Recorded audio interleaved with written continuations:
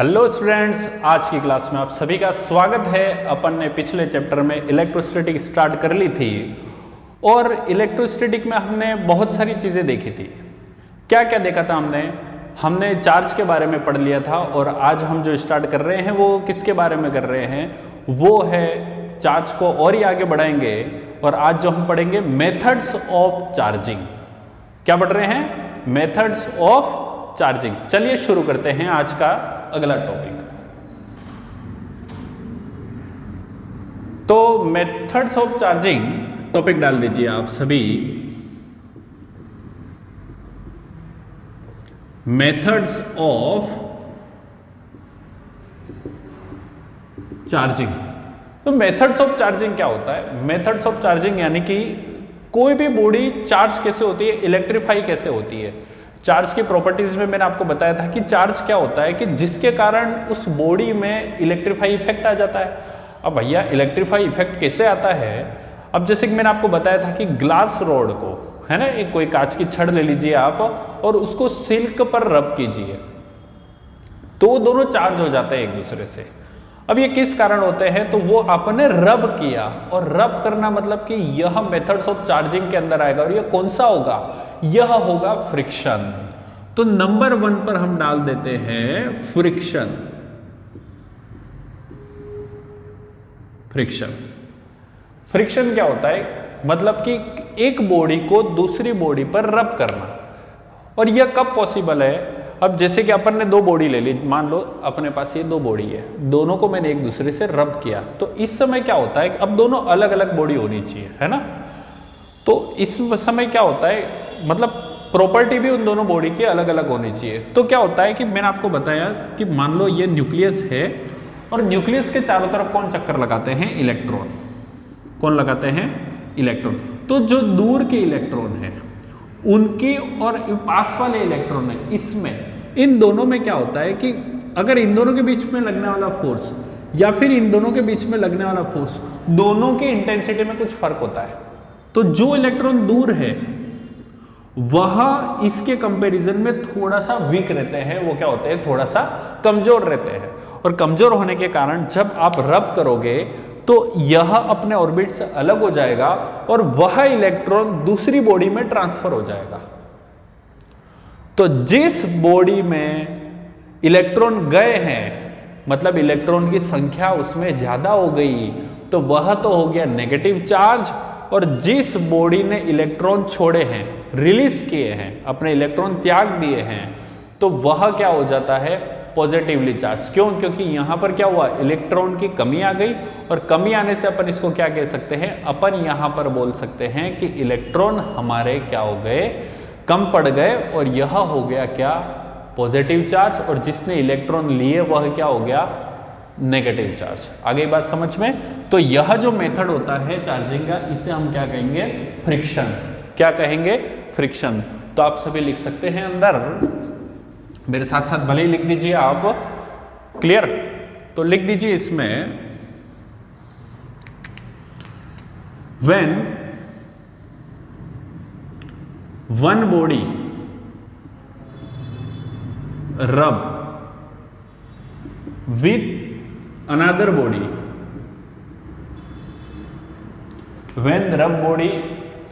when one body rub with another body,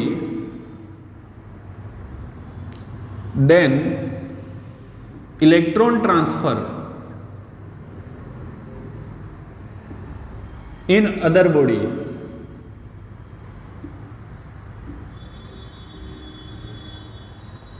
and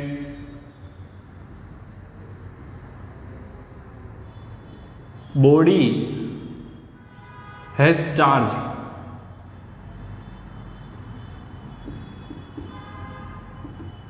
This method of charging, this method of charging क्या कहलाता है? यह कहलाता है, this method of charging is called friction. आ गई बात समझ में? जी सर, बिल्कुल आ गई। तो मेथड्स ऑफ चार्जिंग की बात अपन कर रहे थे, तो यह हो गया फ्रिक्शन। कहने का मतलब क्या हुआ कि जैसे कि एक बॉडी रह गई, दूसरी बॉडी रह गई, दोनों में plus plus minus minus same है अभी, है ना। और जैसे ही अपन रब कर रहे हैं तो इसके इलेक्ट्रॉन इसमें आ गए तो माइनस कहीं ना कहीं ज्यादा हो गए, इस कारण हम इसे कहेंगे यह नेगेटिव चार्ज और हम इसे क्या बोल देंगे, पॉजिटिव चार्ज।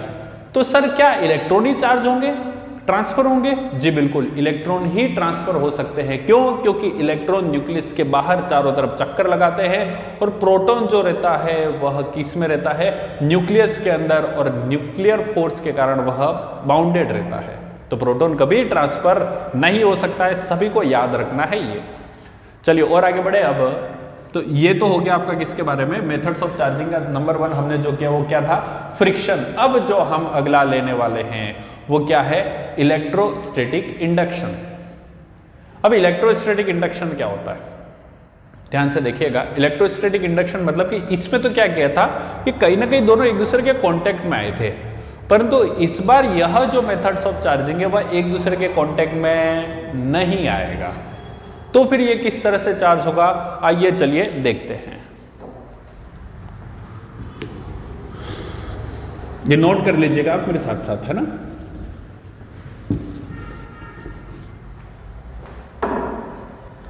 चलो, तो सेकंड जो आपका मेथड है इसे हम क्या कह देंगे, इलेक्ट्रोस्टैटिक इंडक्शन। क्या कहेंगे, इलेक्ट्रोस्टैटिक इंडक्शन। अब इलेक्ट्रोस्टैटिक इंडक्शन क्या होता है, इलेक्ट्रोस्टैटिक इंडक्शन मतलब कि मान लो हमारे पास एक गोला है, आप सभी ने देखा होगा, एक अपन ने ले लेते, एक स्फीयर ले लेते, क्लियर। यह स्फीयर अभी न्यूट्रल है, मतलब पॉजिटिव नेगेटिव प्लस माइनस सब अपनी मर्जी से आप लगा दीजिए, क्लियर, ठीक है। अब मैं क्या करता हूं, इसके पास एक नेगेटिव चार्ज वाली रोड ले जाते हैं। क्या ले जाते हैं, एक नेगेटिव चार्ज वाली रोड। अब ये हम इसके पास ले गए, माइनस माइनस माइनस, क्लियर। इससे क्या होगा, पास ही ले गए हैं, टच नहीं करना है, कांटेक्ट नहीं करना है। तो माइनस माइनस माइनस इस तरफ आ गए और प्लस प्लस प्लस इस तरफ आ गए। अब इसके बाद हम क्या करते हैं, देखो माइनस रिपल्सन हो गया, प्लस इसकी तरफ अट्रैक्ट होने की कोशिश की, लेकिन हमने क्या किया, टच नहीं किया है। अब हम इस माइनस को क्या कर देते हैं, ग्राउंड कर देते हैं, जिस कारण यह जो नेगेटिव चार्ज है वो तो अर्थ में उतर गए और रोड को हमने दूर कर लिया, और आपका जो स्फीयर है वो कैसा हो गया, वह हो गया पॉजिटिवली चार्ज। आ गई बात समझ में? जी सर बिल्कुल आ गई। तो यही मेथड क्या होता है, इलेक्ट्रोस्टैटिक इंडक्शन। एक गोला न्यूट्रल है, गोले के पास हम एक नेगेटिव चार्ज वाली रोड ले गए, और रोड ले जाने के बाद यहाँ पर क्या हुआ, प्लस प्लस प्लस इसकी तरफ अट्रैक्ट हो गए, नेगेटिव नेगेटिव उसकी तरफ रिपेल हो गए, जिस कारण हमने अब ग्राउंड कर दिया, और ग्राउंड के कारण यहाँ पर क्या हुआ, यहाँ पर जो बना वो क्या हो गया, पॉजिटिवली चार्ज। आ गई बात समझ में? जी सर बिल्कुल आ गई, खत्म बात। तो यही मेथड क्या होता है, इलेक्ट्रोस्टैटिक इंडक्शन। बिल्कुल, बहुत ही अच्छी बात है। अब चलिए अपन और आगे बढ़ते हैं, है ना। इलेक्ट्रोस्टैटिक इंडक्शन के बाद अगला जो पॉइंट आता है वो है कंडक्शन। कंडक्शन सिंपल सा है, कोई बड़ी बात नहीं है इसमें। 3rd नंबर पे आप लिख दो कंडक्शन। अब भाई साहब कंडक्शन क्या होता है, ध्यान से सुनो ना। कंडक्शन मतलब कि बॉडी है, चार्ज है, दूसरे के पास ले गए, टच किया, इलेक्ट्रॉन ट्रांसफर हो गए, बस।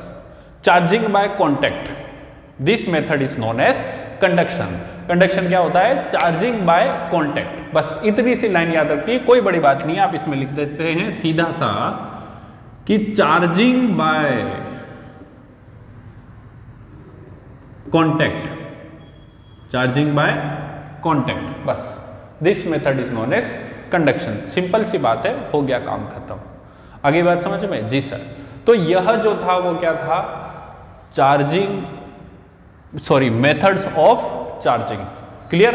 अब चलिए अपन अगला बहुत ही महत्वपूर्ण टॉपिक की तरफ हम बढ़ते हैं। तो वो क्या है आपका, देख लीजिए।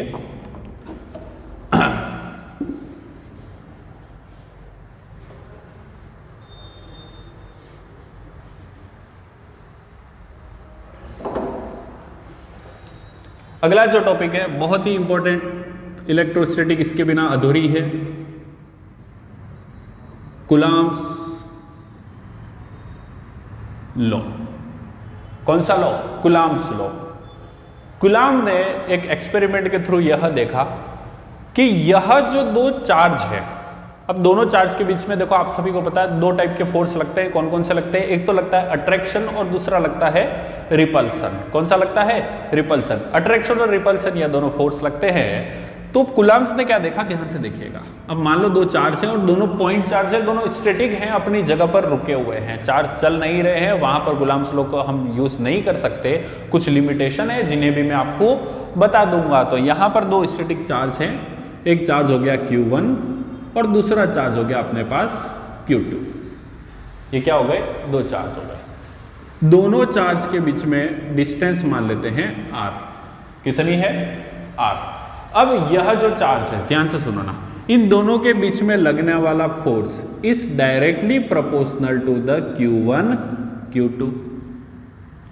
This force is inversely proportional to the 1 R square. That means inversely proportional to the square of their distance between them. इन दोनों फोर्स, दोनों चार्ज के बीच में जो डिस्टेंस है, उन दोनों की डिस्टेंस का इनवर्सली स्क्वायर होगा, है ना? आगे बात समझ में? चलिए, तो force is directly proportional to the Q1 Q2, force is inversely proportional to the square of their distance. खत्म बात, ठीक है? तो हम इन दोनों को मिक्स लिख सकते हैं। F is directly proportional to the Q1 Q2 upon R square. जहां पर आप सभी जानते हैं, बचपन से पढ़ते हुए आए हैं कि अगर प्रोपोर्शनल हटता है तो कोई ना कोई कांस्टेंट जरूर जुड़ेगा, और यहां पर हम प्रोपोर्शनल हटा करके यहां पर लिख सकते हैं K Q1 Q2 upon R square.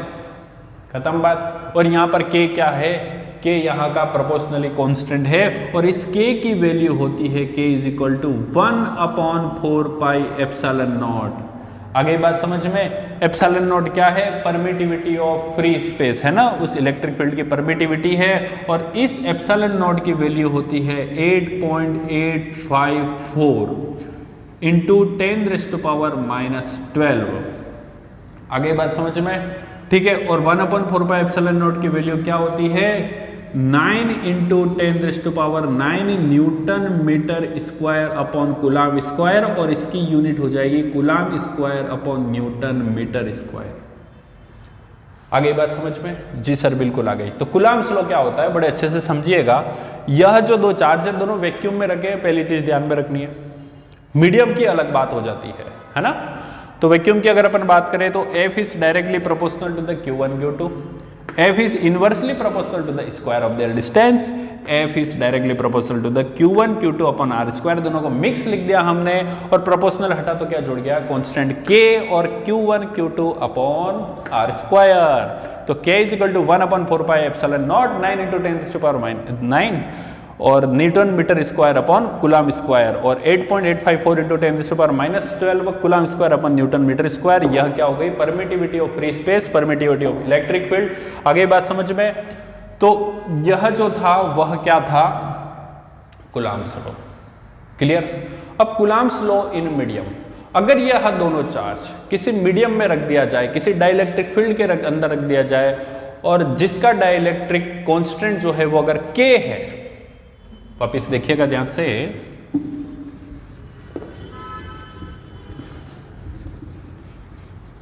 क्या बोल रहा हूं मैं, ध्यान से समझिएगा, ठीक है? Coulomb's law in medium. मान लो दो चार्ज है, एक चार्ज ये हो गया Q1 और दूसरा हो गया Q2। ये पूरा बीच में डाइलेक्ट्रिक मीडियम है, और डाइलेक्ट्रिक कांस्टेंट इसका क्या है? K। क्या है? K।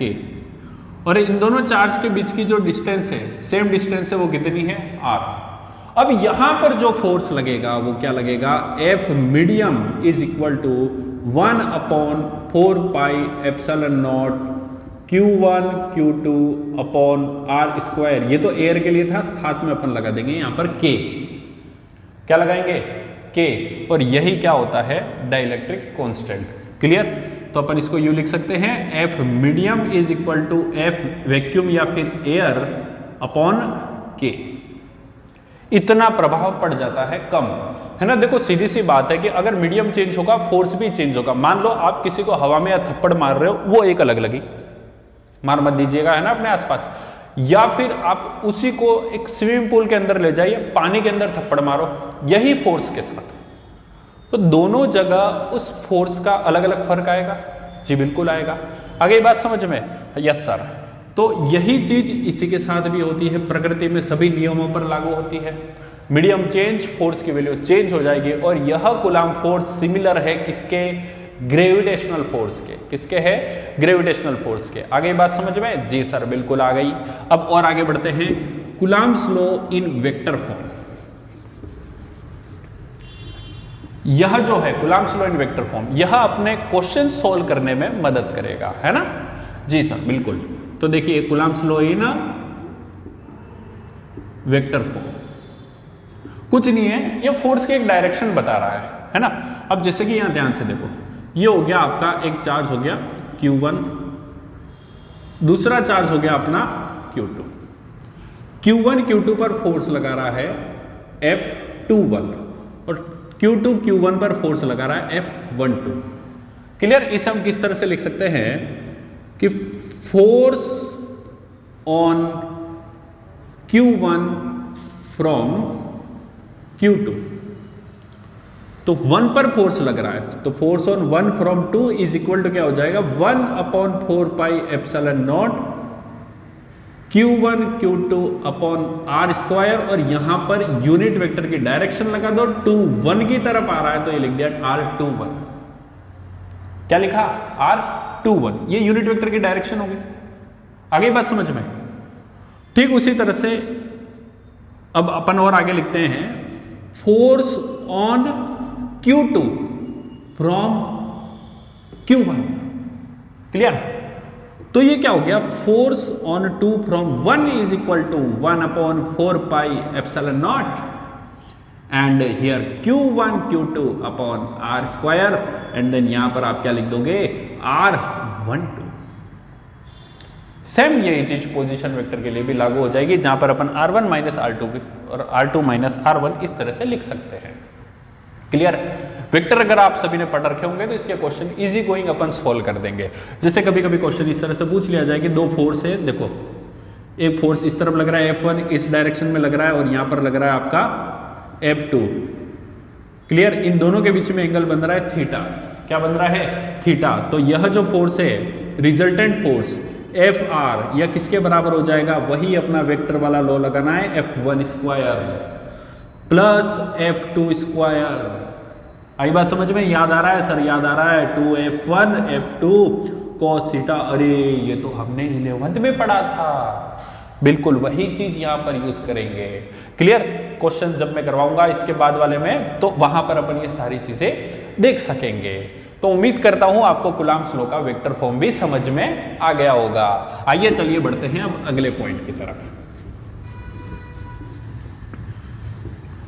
तो कूलाम्ब्स लॉ वेक्टर फॉर्म हो गया। अगला जो आता है वो क्या है आपका? ध्यान से देख लीजिएगा, है ना। Principal of superposition. देखो प्रिंसिपल सुपरपोजिशन क्या होता है कि क्लास में भैया, अब जैसे कि आप क्लासरूम में बैठे हो, एक बाहर का कोई आ गया शैतान बच्चा जो आप पर दादागिरी चला रहा है, और जैसे ही वो बच्चा अंदर आया, सबने मिलकर के एक एक थप्पड़ उसको मारी। एक थप्पड़ उसने मारी, एक उसने मारी, एक उसने मारी, एक उसने मारी। फिर अचानक मैं तुम्हारी क्लास में आया और मैंने पूछा इसको इतना मारा, कपड़े फट गए भैया, किसने मारा इतना जोरदार? मैंने किसी को रैंडमली खड़े करके पूछ लिया, क्यों तेने मारा? बोलोगे नहीं सर मैंने तो एक ही थप्पड़ मारा। दूसरा बोला नहीं सर मैंने एक ही थप्पड़ मारा। तो तुम सबने एक थप्पड़ मारा उस बीच वाले आदमी को, लेकिन उसने जो थप्पड़ खाई वो तो आप सभी का टोटल सम, मतलब सबका योग हुआ, सबको जोड़ दिया गया। 25 हैं तो उस अकेले तो 25 थप्पड़े खा ली। मैं देखूंगा 25-30 थप्पड़े पड़ गई, इतना किसने मार दिया? हर बच्चा कह रहा है सर मैंने तो एक ही मारा। आई बात समझ में? तो यही चीज इसके साथ भी होती है कि मान लो बीच में चार्ज है Q0। क्या है? Q0। ये एक टेस्ट चार्ज है ना। टेस्ट चार्ज का मतलब ये होता है कि ना तो उसका कोई अपना इलेक्ट्रिक फील्ड रहता है, ना वो किसी और पर फोर्स लगाता है, या हमेशा टेस्ट करने के लिए बीच में रखा जाता है। क्लियर? तो एक पॉइंट चार्ज है Q0, और यहां पर हमने ले लिया एक Q1 चार्ज, यह इस पर फोर्स लगा रहा है F1। उसी तरह से एक और चार्ज लिया हमने Q2, यह इस पर फोर्स लगा रहा है F2। ठीक उसी तरह से हमने एक और चार्ज लिया Q3 और यह इस पर फोर्स लगा रहा है F3। इसी तरह से हमारे पास N चार्ज है और यह सब मिलके फोर्स लगा रहे हैं Fn। तो इस पर लगने वाला टोटल फोर्स, इस total sum of individual charges है ना, तो F1 plus F2 plus F3 plus Fn है ना, तो इस पर लगने वाला फोर्स इन अलग अलग चार्जेस के द्वारा लगने वाले फोर्स के टोटल सम के इक्वल होगा। आ गई बात समझ में? और यही कहता है क्या आपका principle superposition, principle of superposition है ना। यहां पर हेडिंग डाल दीजिएगा आप, सुपरपोजिशन प्रिंसिपल। क्लियर? आगे बात समझ में? जी सर बिल्कुल आ गई। ठीक है, तो यह था आपकी कुछ बेसिक बातें कूलाम्स लॉ के बारे में। अब अगले लेक्चर में हम देखेंगे कूलाम्स लॉ के कुछ क्वेश्चंस, फिर हम इसके बाद देखेंगे इलेक्ट्रिक फील्ड, और इसी तरह से हम आगे बढ़ते चलेंगे। तब तक के लिए अपना ख्याल रखते रहिएगा, पढ़ते रहिएगा और मुस्कुराते रहिएगा। Good bye.